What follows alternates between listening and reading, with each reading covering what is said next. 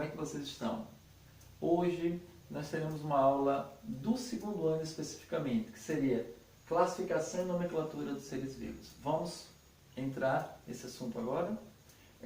A classificação dos seres vivos é baseada em 7 categorias.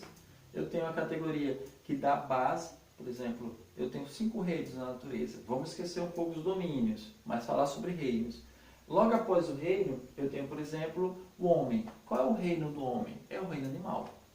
Tá? E aí eu tenho uma característica do reino animal que só o homem tem. Por exemplo, o homem tem coluna vertebral.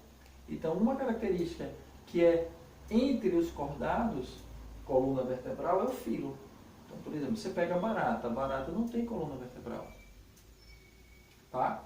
Depois eu tenho a classe. O que é a classe? Eu tenho o reino, o filo e a classe. O que é a classe? É uma característica que o reino animal tem, que o filo cordado tem e que tem uma classe. Qual é a classe? Que eles mamam. O homem mama. E aqui eu abro fazer um comentário. Nós, como seres humanos, somos os que mais temos, precisamos de muito cuidado, principalmente ao nascermos. Então, nós temos um cuidado muito grande dos nossos pais. Né? Entre todas as espécies, a que tem mais cuidado parental somos nós.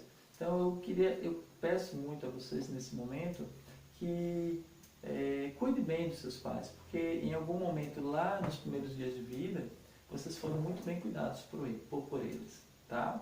Então eu tenho a classe. Qual é a classe? Mamífero.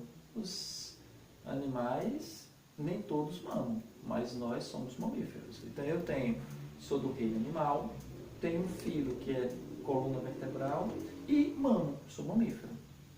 Tá? Logo após a classe, eu venho a ordem. Que ordem seria essa? Uma característica que os mamíferos têm, mas que nem todos os mamíferos possuem. Por exemplo, o polegar opositor. Então, eu tenho esse dedo, o polegar opositor, ele faz oposição aos outros dedos. Isso é uma característica somente nos primatas. O que isso fez para a gente? Ele funciona como uma pinça, ele tem uma facilidade tremenda em pegar instrumentos e construir instrumentos. Então a mão, os primatas, têm essa característica. Isso nós chamamos de classe, ou melhor, a ordem dos primatas. Tá ok? Então veja, a partir de agora eu tenho todos os primatas envolvidos. E aí eu entro com a família.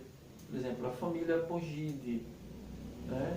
Ficam lá animais, são primatas da África. E aí o homem, ele veredou para outro caminho.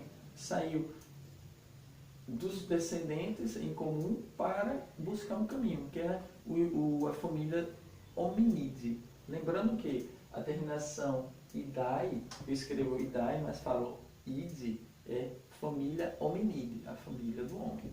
Tá? E aí eu vou ter a base do nome científico, que seria o gênero.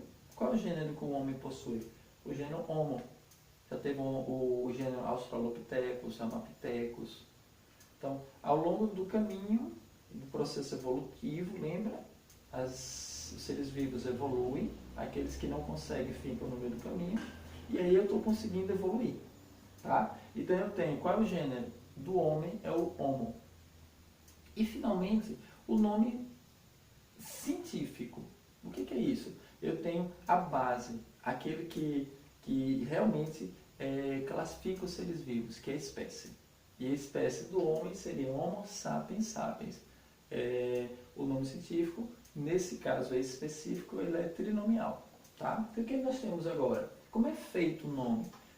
Por que é feito o nome científico? Primeiro, ele é universal.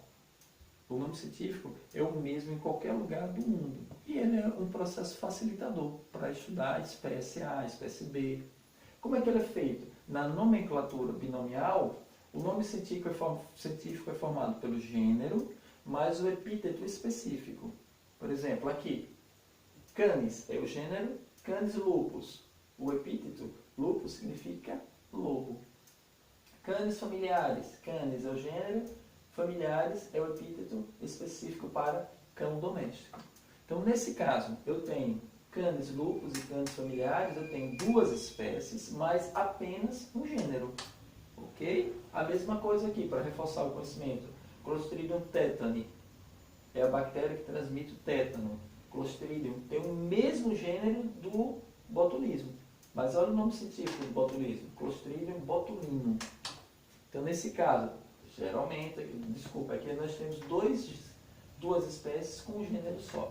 E como é que eu continuo escrevendo o nome científico? Ele deve ser escrito em latim ou latinizado.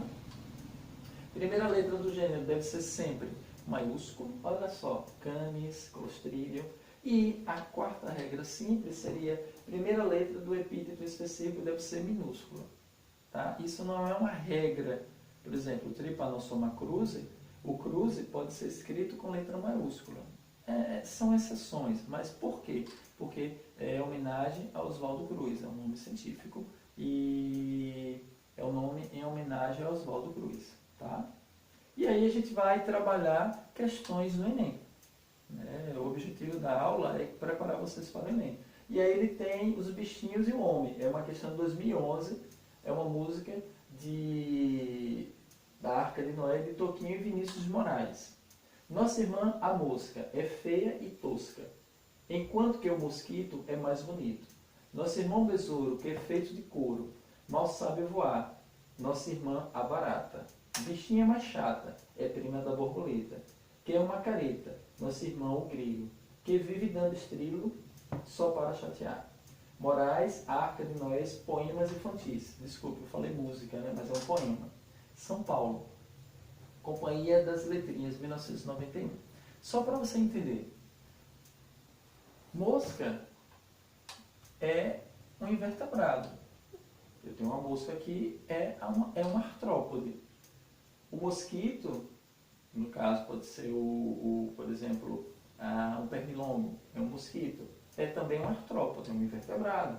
O besouro é um outro invertebrado. O que são invertebrados? São animais de patas articuladas. A barata também, então borboleta também, grilo também. Então ele está dizendo que todos esses animais aqui estão no reino animal, são invertebrados e são artrópodes. Ok? Veja, é uma questão grande, mas ela precisa de cuidado. Passa, por favor, para mim. Aqui nós temos. O poema acima sugere a existência de relações de afinidade entre os animais citados e nós. Aí eu vou me retratar para a espécie humana. O que nós somos? Nós somos do reino animal e do filo cordados. Nós desenvolvemos uma coluna vertebral, em que os outros animais citados não tinham. Então, a partir da base reino, eu sou comum aos outros animais, mas a partir do filo não, porque os outros animais não são do filo cordados. Então, a partir do filo, eu já tenho uma diferenciação. Aí ele diz, o poema acima sugere a existência de relações de afinidade entre os animais citados e nós, seres humanos. Respeitando a liberdade poética dos autores, a unidade taxonômica que expressa a afinidade entre nós e esses animais nós vimos, o filo não pertence mais. Os filos são diferentes. A única coisa que nós temos em afinidades, eu e a barata, eu e a borboleta, é o reino. Então a resposta seria a letra B. Façam exercícios. É um assunto que cai no Enem, certo? Ele merece cuidado, porque ele é um assunto que de vez em quando dá uma caída no Enem. Nas questões sobre biologia no segundo ano, a gente trabalha muito isso. Que Deus abençoe vocês e muito obrigado. Tá?